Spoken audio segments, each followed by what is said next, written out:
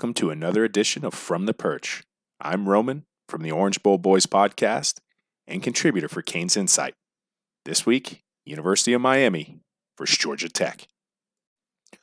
3rd and 7, and early on, this is a critical juncture in play of the game, simply because this is going to lead to a Georgia Tech touchdown. And in a lot of ways, communication breakdowns along the offensive line from week to week, you hear us say it, and the fact in this case that you have N'Kosi Perry, who doesn't astutely know where he's at, drifts too far back into the end zone, and leads to a touchdown. So let's unwind the film. Here you go. DJ Scaife takes this stunting defensive end inside and leads this linebacker untouched. Now, relatively, that's what you want to do, is take away the more immediate threat to the quarterback first. But like so many other times on film that you'll notice, at the end of this play, he's going to block no one. Now, N'Kosi Perry looks to set up the screen, which would have worked. It had the numbers, it had everything to do, but at this point, you just need to ground the ball at the feet of the running back. He doesn't do that. Sacked in the end zone, ball free, 6 points.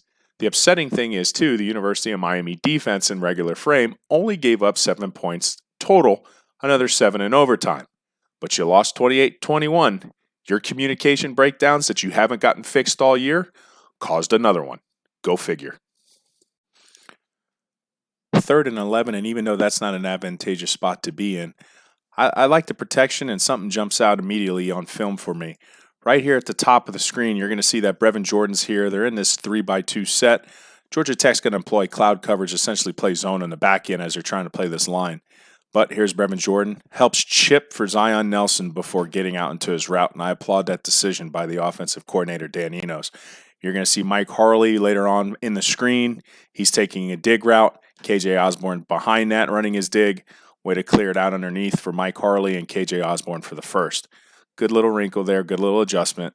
First down.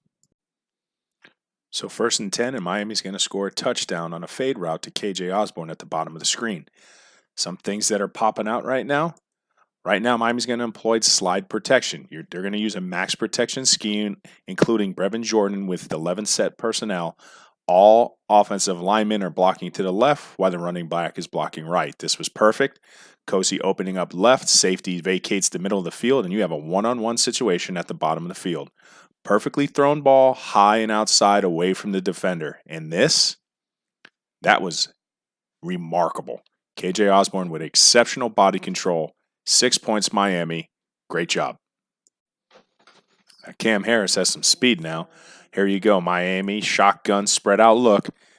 Here you go. I like Ja'Kai Clark right here. He's in a stalemate, but he's going to win his battle simply by turning his defender and defensive tackle inside. That gives Cam Harris just enough of a crease, and watch him pull away from these two linebackers. And this is what speed and space can do. First down.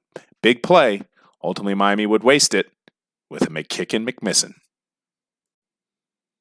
It's a 1st and 10 play that's ultimately going to end in a sack, and I can't necessarily blame the offensive line for this one. Let's break this down. You're going to notice right here at the top of the screen that Georgia Tech is essentially taking a DB and is showing a late walk-up blitz into the boundary. Now, this has been a killer for Miami in the past. Those late walk-up, now the offensive line needs to communicate, which they are. They're pointing. They're trying to get this figured out on the offensive line. Pay attention now to this DB. He's going to float over the middle of the field. Now, this is going to take away Kosi's primary read here, which was Mike Harley on a bang 8 or a skinny post right there. Okay, now, he's got time. He's starting to drop his eyes. And when he does, you see Mark Pope coming across the field for a very, very big play. Sack, had time in my opinion, and that's what happens. So I get fielded a question a lot. Is a mobile option quarterback the fit that Miami needs, or do you want a traditional pocket passer? And the answer is depends. Certain times with mobility, you're going to see a quarterback escape the pocket and do well. In this case, somebody who doesn't drop their eyes and is more pocket-minded maybe takes a side shuffle and finds this wide open receiver. Sometimes it's execution. Will Mallory misses the block, makes the tackle, but my goodness. Miami might have missed a touchdown with one single block on the perimeter earlier with a quick screen, but this screen, this one hits. Under center, 12 set personnel, 2 tight ends in line. Kosey's going to come out, eyes center. I like his drops here. This isn't a jailbreak. It's just a screen.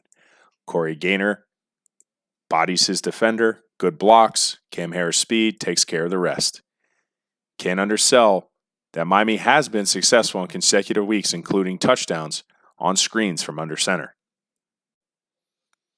Miami again, ace gun look spread. This is going to be an RPO. It's going to be a first down with Cam Harris and a decision to run. Not necessarily a bad one, but I wish Miami gets back to this later in the year because there was definitely options. Right here, you're going to see Brevin Jordan. He's going to be carrying out the pass option of this RPO when he's essentially going to go ahead and run a seam down the middle of the field.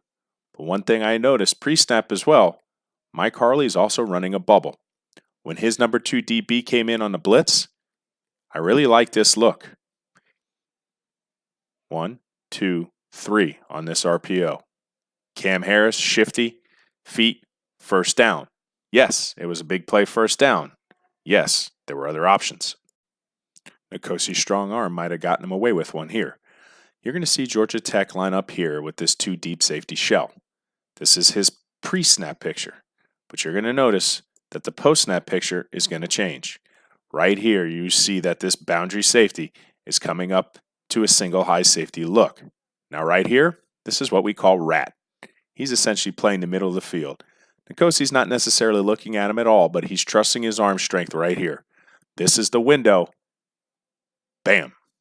And that's what almost got Mike Harley killed. Got to see that late rotation. Good arm strength to fit that ball in the window. But maybe later on, that rat, he might get his cheese. Miami's going to have a big play on 1st and 10 on an under center play action pass. Yes, this is long developing, but once again, you're going to notice the tactic employed when Brevin Jordan in a tight formation essentially is going to help chip before going into a route, helping left tackle Zion Nelson. And here you'll see it right there. Okay? Now, left guard having a little bit of an issue, but N'Kosi Perry, good job stepping up, working the pocket, and that was great pocket presence and way to move your feet to create your own time and opportunity, keeping your eyes downfield. Now, D. Wiggins' speed is paying dividends, and here it does once again. Big play. When you had limited opportunities in the second half due to time of possession, man, you got down this far into the red zone, and once again, you were left without points because of a kicking game. And in the end, Miami has to be kicking itself. Overtime, game on the line, and what happens?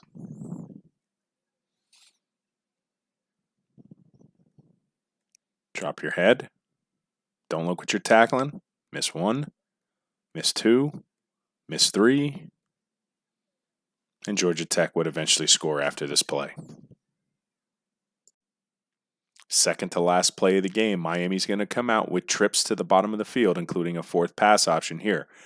One of the things you'll notice sometimes from blitzes that come from range is a DB is going to spot up, head up over this receiver, in which case he does. When you have 2 defenders right over the top of one of these, you have to be on alert for a blitz. It comes, and Miami does a really, really good job picking this up using slide protection. The line's going to go right this time. The halfback is going to go left.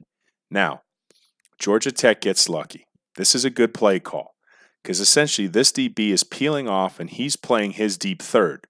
When he does that, KJ Osborne from the number 3 receiver spot is running a corner route. But my goodness, it's not an option, and I understand that, but there is nobody in front of him if he would have continued to go straight. That's not how the play design works.